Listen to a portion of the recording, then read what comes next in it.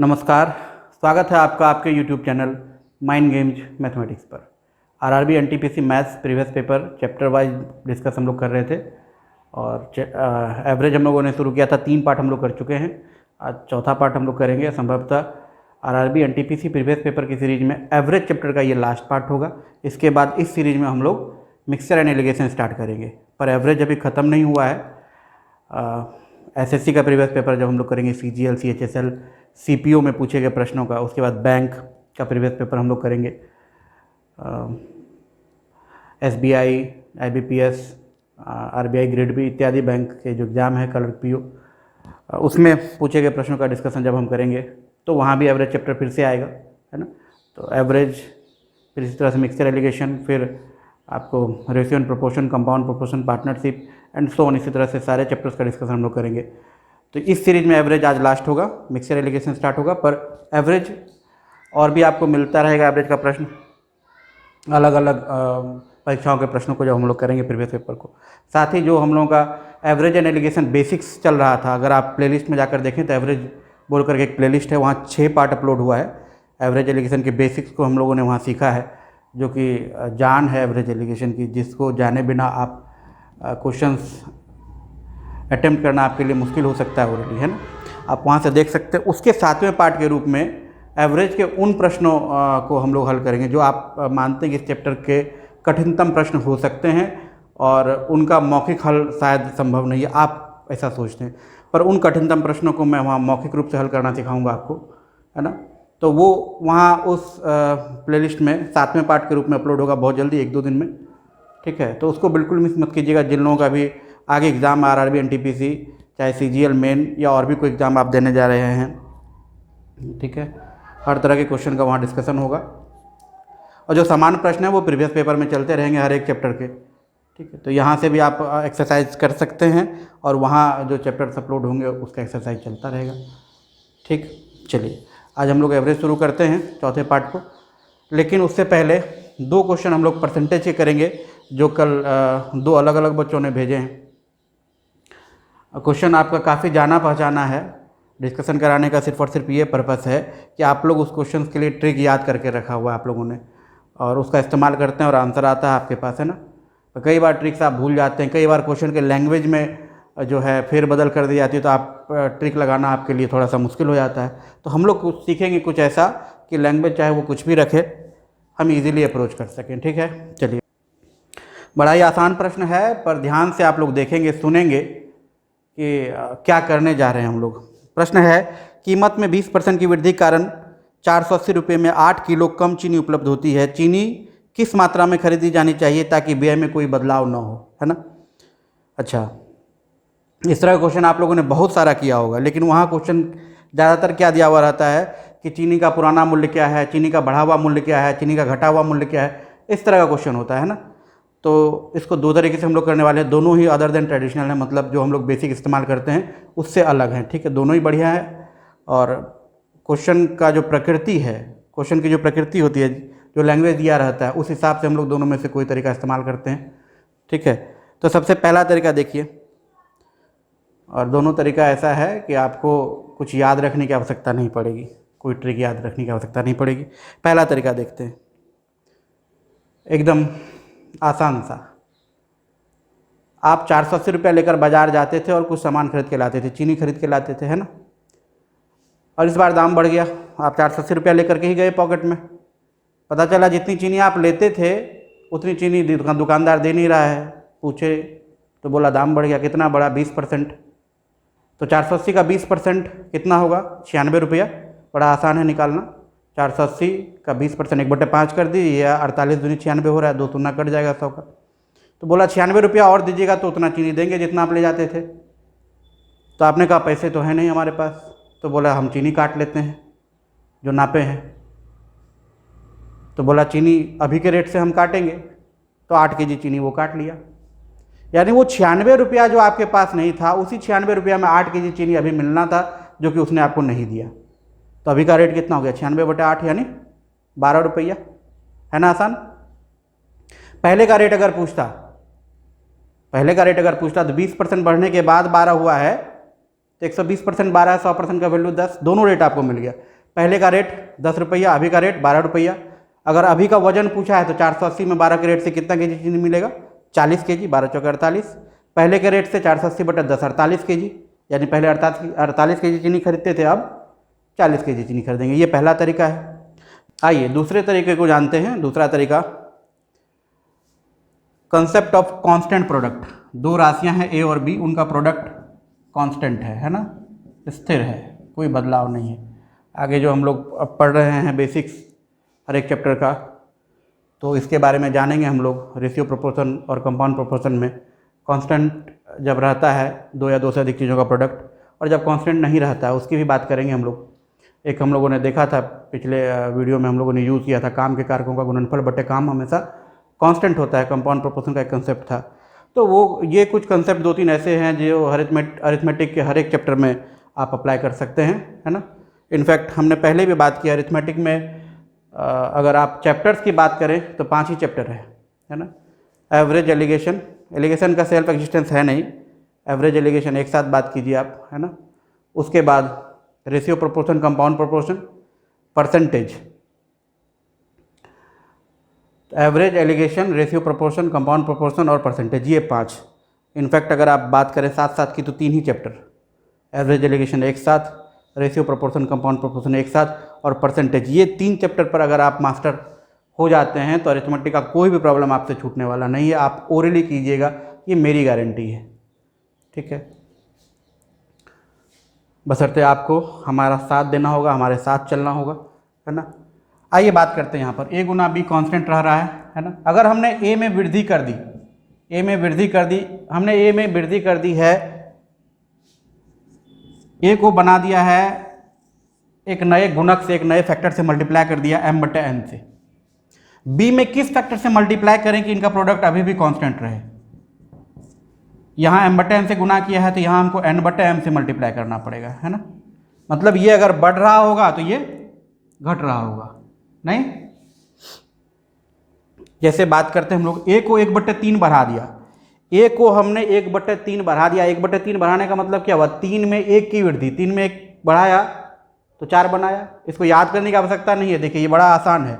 1/3 बढ़ाने का मतलब, इसको आप ऐसे याद मत कीजिएगा x/y, x/x + y, बकवास है, ठीक है। बहुत जगह किताबों में आपको मिलेगा इस तरह से कोई फार्मूला बनाया हुआ। 1/3 बढ़ाने का मतलब हुआ 3 में 1 की वृद्धि की जा रही है, 3 से बना दिया गया है उसको 4। इसको हमने 3 से 4 बनाया है, तो प्रोडक्ट कांस्टेंट रखने के लिए इसको क्या करना पड़ेगा? 4 से 3 बनाना पड़ेगा, तभी होगा ना। 4 से 3 बनाने का मतलब 1/4 की कमी करनी पड़ेगी। इसमें अगर हमने 1/3 की वृद्धि की है तो यहाँ हमको 1/4 की कमी करनी पड़ेगी, ठीक है। आसान है, क्लियर। इसका इस्तेमाल अब हम लोग करते हैं। और यहाँ जो क्वेश्चन है, इस क्वेश्चन में आपके पास क्या है? एक है मूल्य, दूसरा है खपत और तीसरा है व्यय। मूल्य रुपया में होगा, खपत केजी में होगा, व्यय फिर आएगा रुपया में, है ना। ये मूल्य प्रति केजी का होगा, खपत केजी में होगा, गुना करेंगे तो व्यय आपका रुपया में आएगा, ठीक। तो मूल्य और खपत का प्रोडक्ट यहाँ कांस्टेंट रखने के लिए बोल रहा है, व्यय में कोई बदलाव करने के लिए नहीं बोल रहा है वो। तो इसी पर बेस्ड ये क्वेश्चन है ना। यहाँ बात करते हैं हम लोग, मूल्य में हमने 20% की वृद्धि की है। 20% की वृद्धि का मतलब क्या हो गया? 20% की वृद्धि का मतलब हो गया 1/5 की वृद्धि। उसको हमने 5 से किया है 6, तो इसको 6 से करना पड़ेगा 5। 6 से 5 करने का मतलब क्या हुआ? 6 में 1 की कमी, 1/6 की कमी। यानी पहले 6 केजी खरीदते थे तो अब 5 केजी खरीदना पड़ेगा, 1 का कमी, है ना। वजन में 1 का कमी हो जाएगा, तो उसी 1 का वैल्यू आपको दिया हुआ है कितना? उस 1 का वैल्यू आपको 8 केजी दिया हुआ है, तो 6 का वैल्यू कितना हो जाएगा? 48 केजी, और 5 का वैल्यू 40 केजी। यानी पहले 48 केजी सामान खरीदते थे, अब कितना केजी खरीद रहे हैं? 40 केजी। तो पहले का मूल्य 480/48 10 रुपया, और अभी का मूल्य 480/40 12 रुपया। तो आपने देखा पहला तरीका जो हम लोगों ने इस्तेमाल किया था, उससे पहले दाम आया था, बाद में वजन आया था।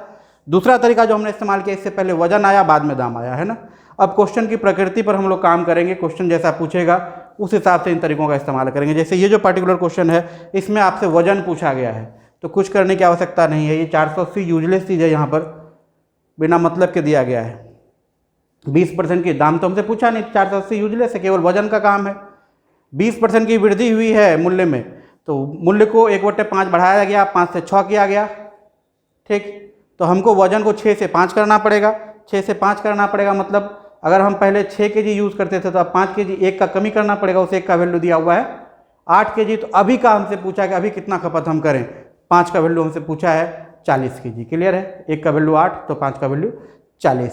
ठीक है, तो आगे से आप इन प्रश्नों को ऐसे ही अटेम्प्ट करें। क्लियर, कोई दिक्कत नहीं है। चलिए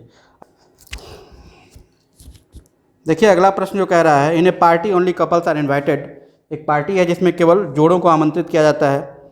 if 44.9% of invited people are vegetarian, जो आमंत्रित किए गए लोग हैं उसमें से 44.4/9% शाकाहारी हैं।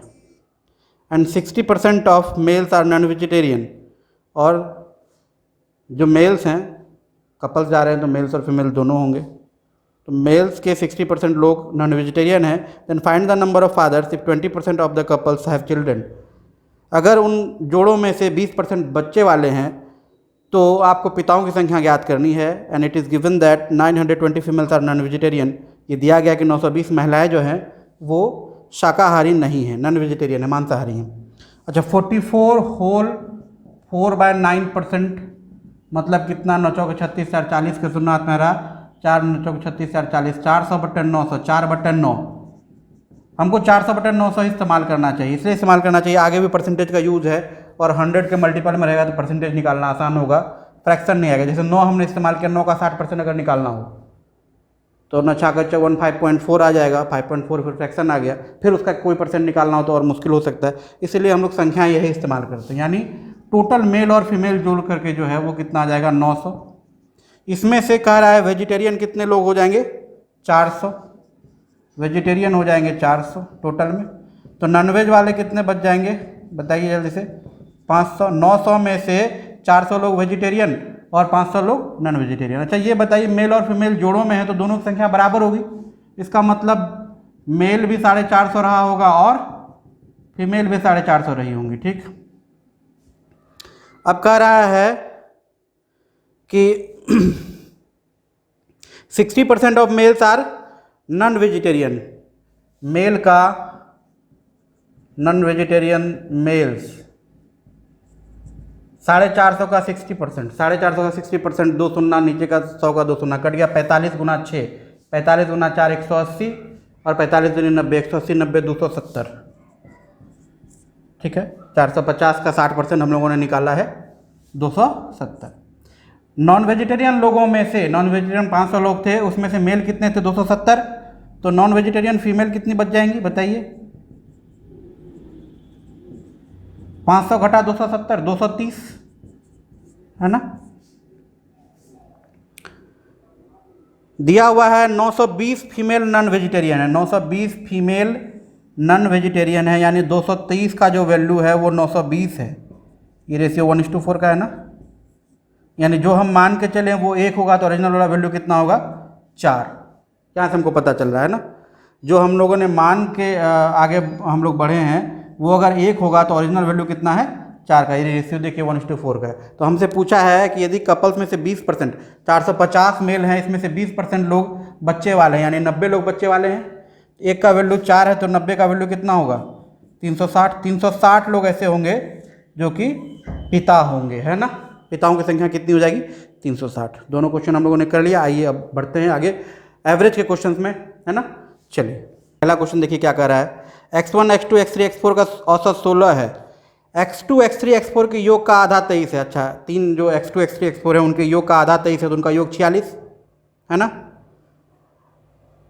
तो उन तीनों को अगर औसत 16 है तो उन तीनों को 16 से 48 ले जाना चाहिए था, लेके गया 46 ही, 2 छोड़ दिया किसके लिए? इसके लिए। तो x1 का वैल्यू 16 + 2 यानी 18। क्लियर है। चलो, 5 क्रमागत संख्याओं का औसत 100 है। पहली संख्या ज्ञात कीजिए।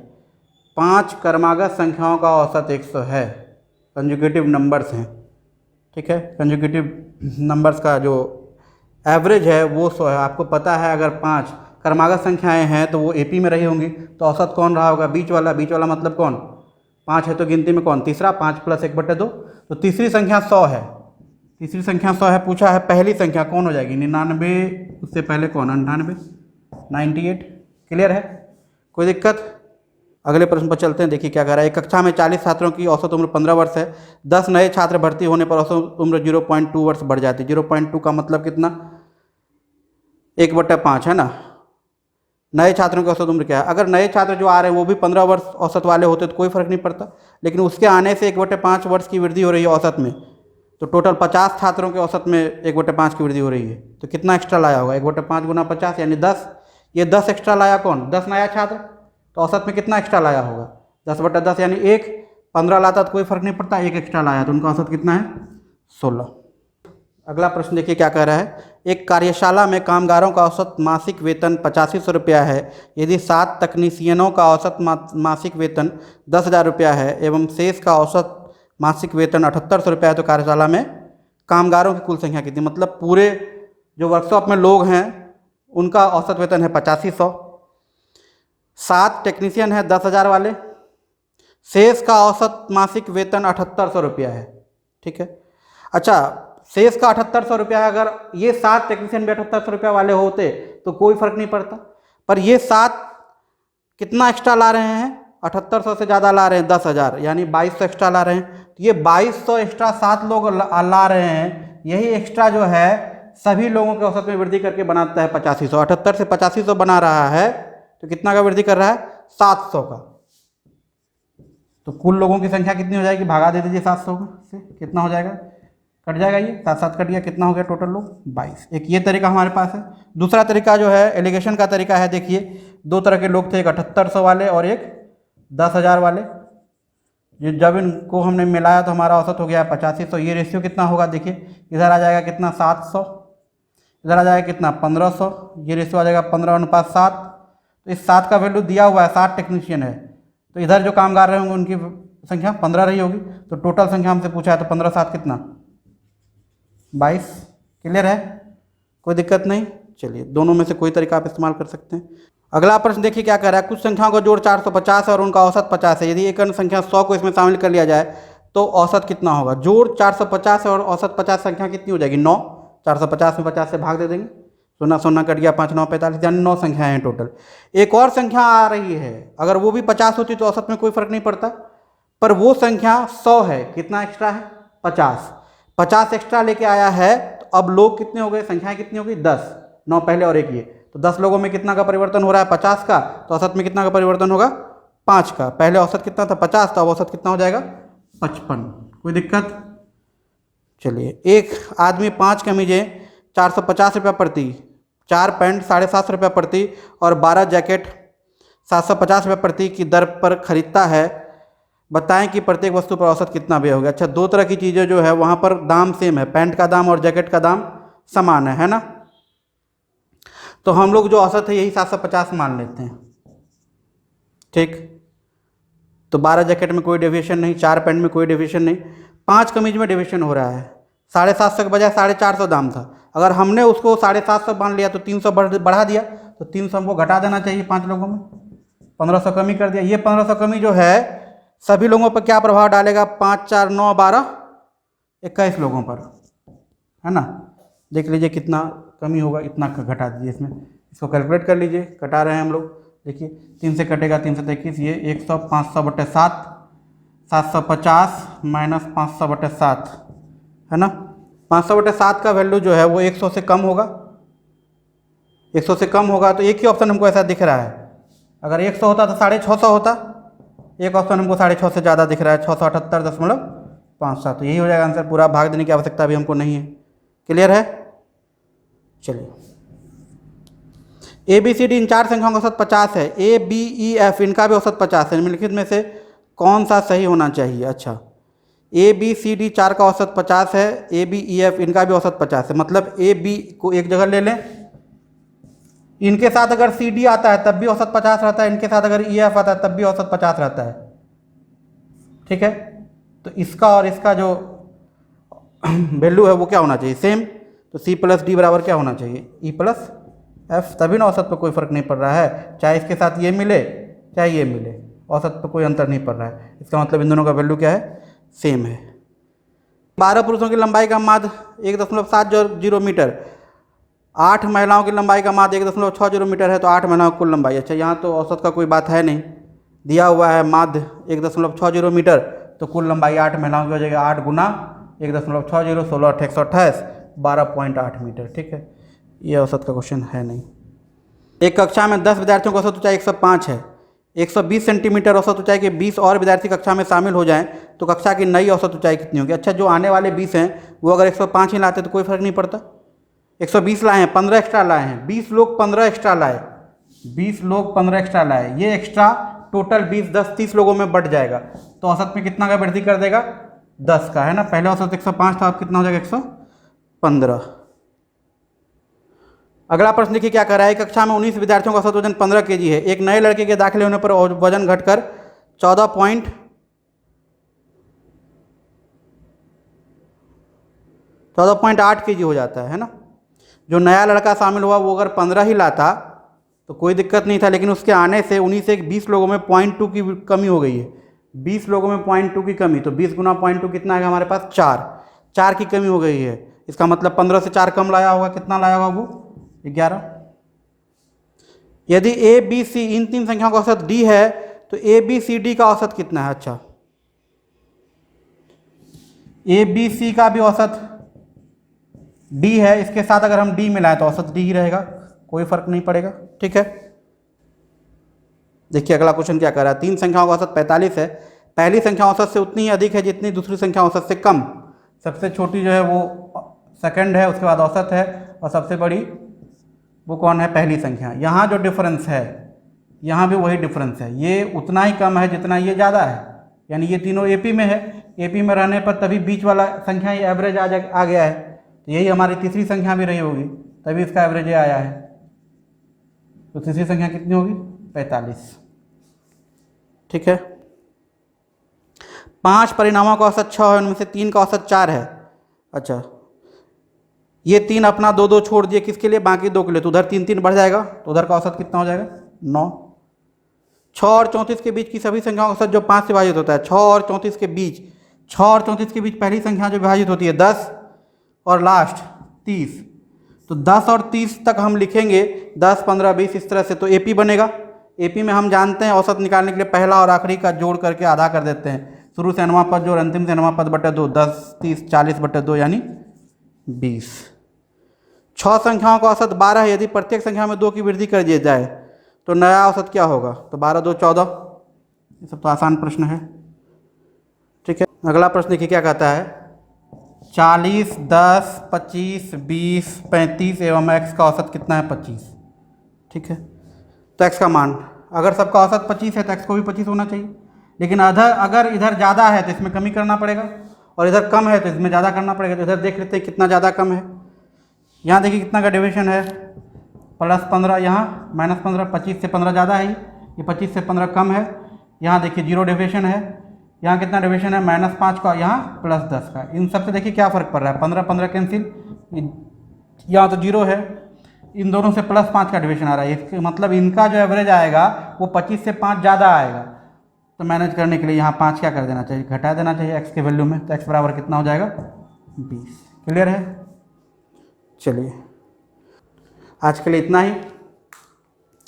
एनटीपीसी में अब जो नेक्स्ट चैप्टर हम लोग स्टार्ट करेंगे वो मिक्सचर एंड एलिगेशन। अगला वीडियो आपको बहुत जल्द मिलेगा इसका। और उसके साथ साथ जो मैंने शुरू में बात की थी कि जो हम लोग का एवरेज एलिगेशन का बेसिक्स चल रहा था, आप प्लेलिस्ट में जाकर देख सकते हैं, एवरेज का प्लेलिस्ट बना हुआ है, 6 पार्ट वहाँ हम लोगों ने किया हुआ है। 7वें पार्ट के रूप में वहाँ हम लोग एवरेज के जो कठिनतम प्रश्न जिन्हें आप कहते हैं, जो आपको लगता है कि ओरली नहीं किए जा सकते, उन क्वेश्चन को मैं ओरली करना सिखाऊंगा। और वो वीडियो जो है आने वाले एग्ज़ाम्स आरआरबी एनटीपीसी, उसके साथ साथ सीजीएल मेन, और जो भी एग्ज़ाम आप अगर आगे बैंक के एग्ज़ाम देने वाले हैं पीओ, तो उन सब के लिए इम्पोर्टेंट होगा। ठीक है, आप बिल्कुल मिस मत कीजिएगा उस वीडियो को। और सबसे इम्पोर्टेंट बात, आप वीडियोस को शेयर और लाइक ज़रूर किया कीजिए, कि आपका शेयर और लाइक ही हमारे लिए मोटिवेशन है। चलिए, आज के लिए इतना ही। धन्यवाद। स्वस्थ रहिए, खुश रहिए।